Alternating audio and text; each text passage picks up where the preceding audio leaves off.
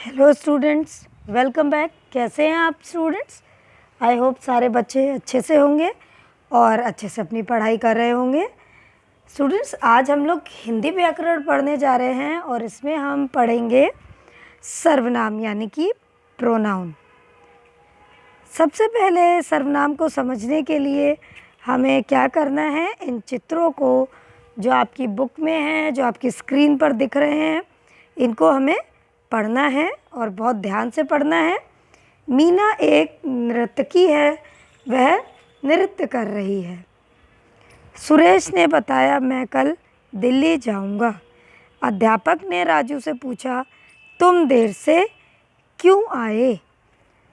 तो स्टूडेंट्स, ऊपर लिखे वाक्यों में हम देखते हैं कि वह का यूज़ मीना के लिए, मैं का प्रयोग सुरेश के लिए और तुम का प्रयोग राजू के लिए किया गया है। और मीना, सुरेश और राजू ये तीनों ही संज्ञा शब्द हैं, है ना। जैसा कि हम लोग जानते हैं कि संज्ञा किसी व्यक्ति, वस्तु या स्थान के नाम को कहते हैं और ये तीनों नाम किसी व्यक्ति के नाम हैं। और इनके स्थान पर जो शब्द आए हैं वह हैं वह, मैं, तुम, और ये तीनों शब्द जो हैं स्टूडेंट्स, ये ही सर्वनाम शब्द कहलाते हैं। तो आइए अब हम इसको परिभाषा के रूप में समझने की कोशिश करते हैं।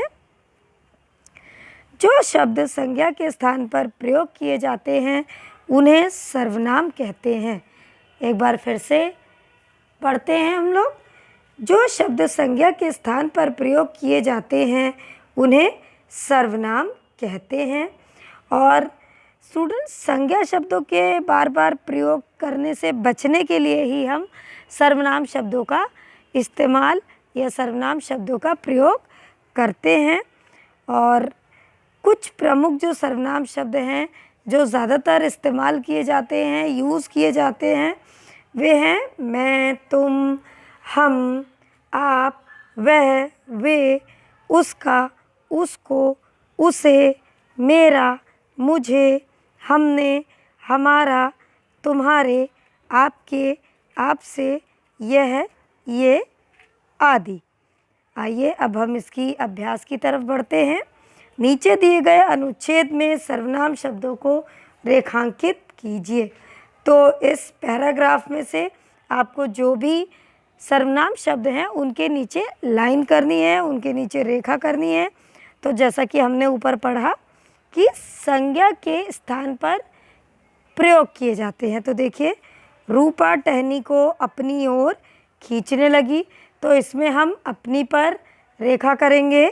उसके बाद उसके हाथ जगह जगह से छिल रहे थे, तो उसका स्कर्ट भी फट गया था, तो उसका, परंतु उसने किसी बात की परवाह नहीं की। शांति को बाहर लाना कोई आसान काम ना था, पर रूपा ने हिम्मत नहीं हारी और धीरे धीरे, उसे के नीचे अंडरलाइन कर लीजिए, खींचती रही। शांति को भी आप अपने के नीचे कर लीजिए। बचने की आशा हो गई थी, वह के नीचे अंडरलाइन करना है। धैर्य से टहनी को पकड़े रही, बीच बीच में रूपा बचाओ बचाओ भी चिल्लाती रही।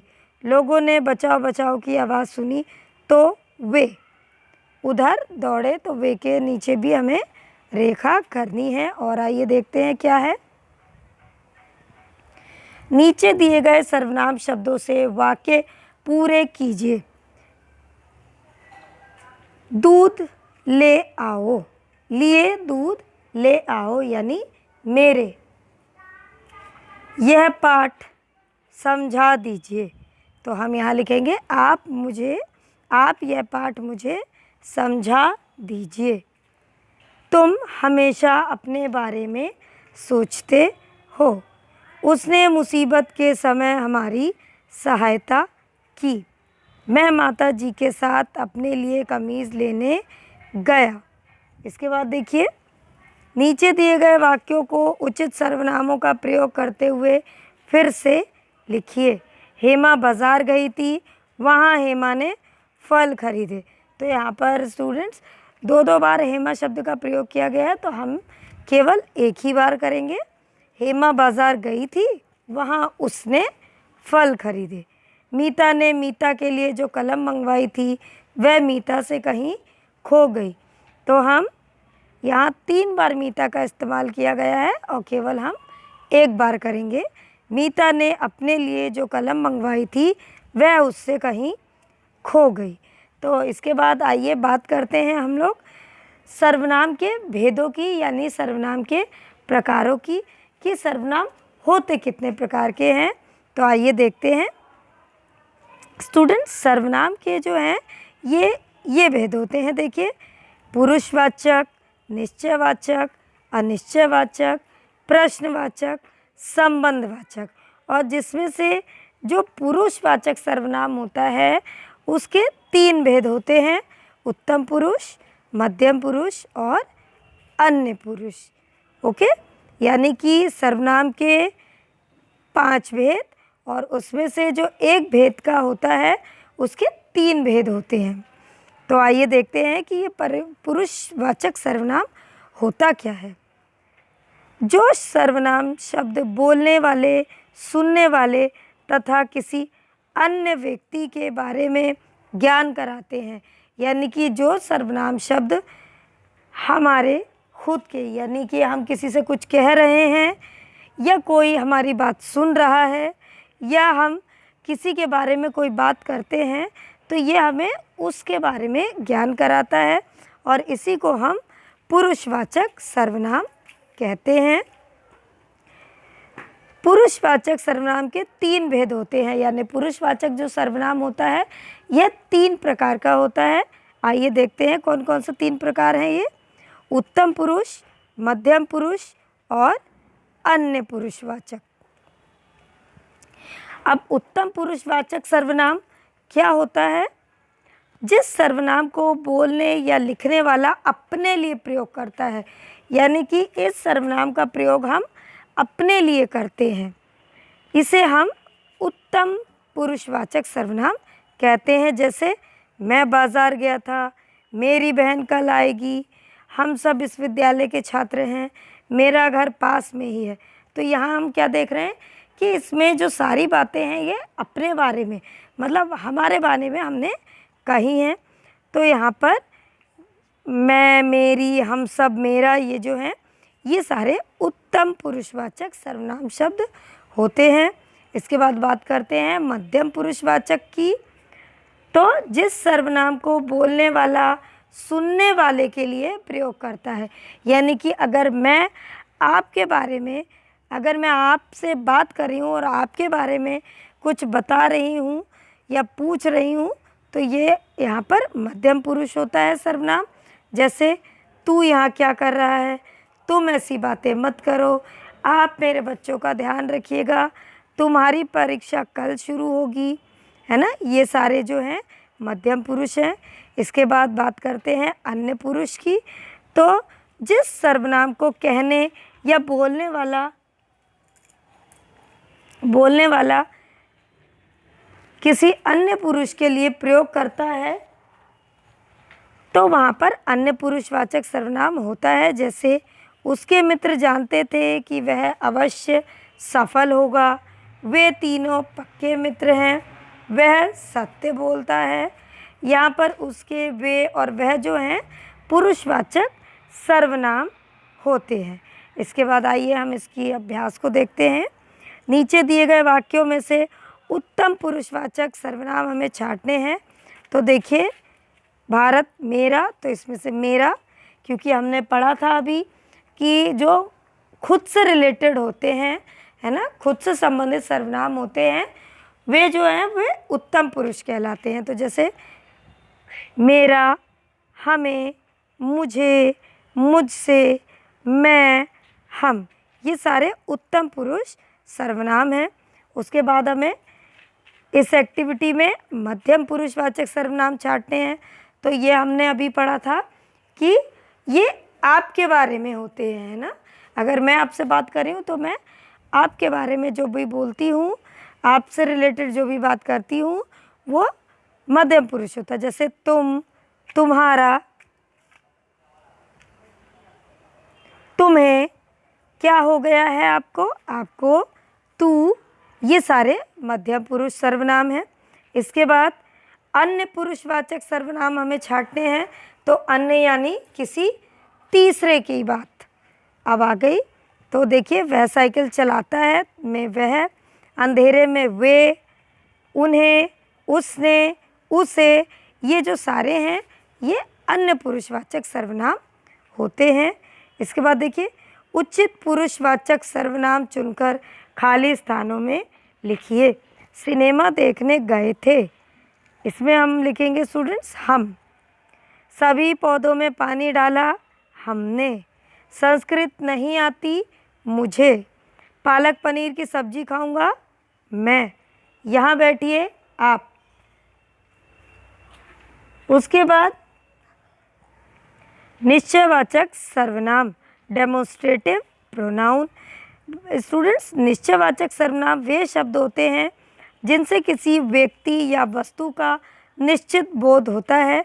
जैसे कि यह एक घर है, वह तुम्हारी पुस्तक है, ये किस प्रदेश के नृत्य हैं, वे भारत के वीर सैनिक हैं। तो यहाँ पर यह है, ये, वह, वे किसी व्यक्ति वस्तु का निश्चित बोध करा रहे हैं, इसलिए हम इन्हें निश्चयवाचक सर्वनाम कहेंगे। तो आइए अब हमें इन वाक्यों में से निश्चयवाचक सर्वनाम छांट कर लिखने हैं। यह बहुत छायादार वृक्ष है, तो इसमें यह, क्या वह तुम्हारा भाई है, वह, यह मेरी पुस्तक है, यह, क्या ये आपके साथ है, तो इसमें यह किसकी कलम है, यह। अनिश्चयवाचक सर्वनाम, जिस सर्वनाम शब्द द्वारा किसी निश्चित वस्तु या व्यक्ति का बोध नहीं होता है उसको हम अनिश्चयवाचक सर्वनाम कहते हैं। जैसे कि अभी तक कोई नहीं आया, कल शाम तक कुछ मत खाना, किसी ने भी पाठ तैयार नहीं किया था। तो इसमें कोई, कुछ, किसी शब्द जो है ये किसी भी व्यक्ति का या वस्तु का हमें बोध नहीं करा रहा है, हमें पता नहीं चल रहा है कि ये क्या बात हो रही है और कितनी बात हो रही है। तो आप इस एक्सरसाइज में देखिए, हमें यहाँ पर अनिश्चयवाचक सर्वनाम छांटने हैं और लिखना है। इस कमरे में कोई रहता है, तो हमें नहीं पता चल रहा है पढ़ने से कि कौन रहता है। कोई रहता है, कोई तो है लेकिन कौन है ये हमें नहीं पता चल रहा है, तो हम इसमें अनिश्चयवाचक सर्वनाम लिखेंगे। पलंग के नीचे कुछ, तो कुछ शब्द। बाहर कोई आया है, तो कोई। दूध में कुछ गिर गया है, तो कुछ। यह खिलौना किसी को दे दो, तो इसमें किसी शब्द जो है वो अनिश्चयवाचक सर्वनाम है। अब बात करते हैं लोग प्रश्नवाचक सर्वनाम की। तो स्टूडेंट्स, जिन सर्वनाम शब्दों का प्रयोग हम प्रश्न पूछने के लिए करते हैं उन्हें हम प्रश्नवाचक सर्वनाम कहते हैं। जैसे गीत कौन गा रहा है, तुम क्या बनना चाहते हो। तो इन वाक्यों में कौन और क्या जो हैं, इन शब्दों के द्वारा प्रश्न पूछा जा रहा है, तो ये प्रश्नवाचक सर्वनाम है। आइए अब हम लोग छांटते हैं कि प्रश्नवाचक सर्वनाम इन वाक्यों में कौन कौन से हैं। तो क में क्या, ख में किसे, ग में किसने, घ में कौन और ड़ में किसका। यहाँ पर ये सारे प्रश्नवाचक सर्वनाम कहलाते हैं। इसके बाद देखिए, खाली स्थानों में रंगीन छपे शब्दों के बदले उचित प्रश्नवाचक सर्वनाम लिखने हैं हमें। नेहा चित्र बनाती है, तो चित्र की जगह हम लिखेंगे क्या। पिताजी बैठे हैं, अंदर पिताजी बैठे हैं, तो अंदर कौन बैठे हैं। यह दीपक की बहन है, तो यह किसकी बहन है। दीदी ने नया सूट दिया, नया सूट किसने दिया। हम देशभक्ति के गीत गाएंगे, हम किसके गीत गाएंगे। इसके बाद संबंधवाचक सर्वनाम के बारे में जानेंगे हम। जिन सर्वनामों का प्रयोग वाक्य में प्रयुक्त संज्ञा या सर्वनाम से संबंध बताने के लिए किया जाता है, यानी कि संज्ञा और सर्वनाम से उनका रिलेशन बताने के लिए, संबंध बताने के लिए किया जाता है, तो उसे हम संबंधवाचक सर्वनाम कहते हैं। जैसे जो परिश्रम करेगा वह सफल होगा। वह कौन है जिसने तुम्हें बुरा भला कहा। जो जैसा करेगा सो वैसा भरेगा। जो झूठ बोलता है सो पापी है। तो यहाँ पर स्टूडेंट्स जो, वह, जिसने, जो, सो से वाक्य में संबंध का पता हमें चल रहा है। तो ये जो है, ये वाले जो वाक्य हैं, ये वाले जो शब्द हैं, ये संबंधवाचक सर्वनाम कहलाते हैं। जैसे जिसकी लाठी उसकी भैंस, तो इसमें जिसकी और उसकी। जैसा करोगे वैसा भरोगे, तो जैसा और वैसा। जो सच्चा मित्र है वह मदद करेगा, तो जो और वह। कल जो शत्रु थे वे आज मित्र बन गए, तो जो और वे। बच्चे वही कहानी सुनेंगे जो नई हो, तो इसमें वही और जो। इसके बाद स्टूडेंट्स हमें इन सेंटेंसेस में से सर्वनाम शब्दों को रेखांकित भी करना है और उनके भेद भी लिख रहे हैं। तो रेखांकित कर लीजिए। दूर कोई रो रहा है, तो हमें इसमें कोई को रेखांकित करना है और अनिश्चयवाचक सर्वनाम लिखना है। उसके बाद घर पर कौन रहेगा, तो प्रश्नवाचक। जिसने जिसको आपने बुलाया वह आया है, संबंधवाचक। मेरा बटुआ खो गया है, उत्तम पुरुषवाचक। यह अलमारी बहुत अच्छी है, निश्चयवाचक। हमें झूठ नहीं बोलना चाहिए, उत्तम पुरुषवाचक। भिखारी को कुछ दे दो, अनिश्चयवाचक। वे बहुत शरारती लड़के हैं, अन्य पुरुषवाचक। यहाँ पर स्टूडेंट्स हमारा यह पाठ समाप्त होता है। Thank you students.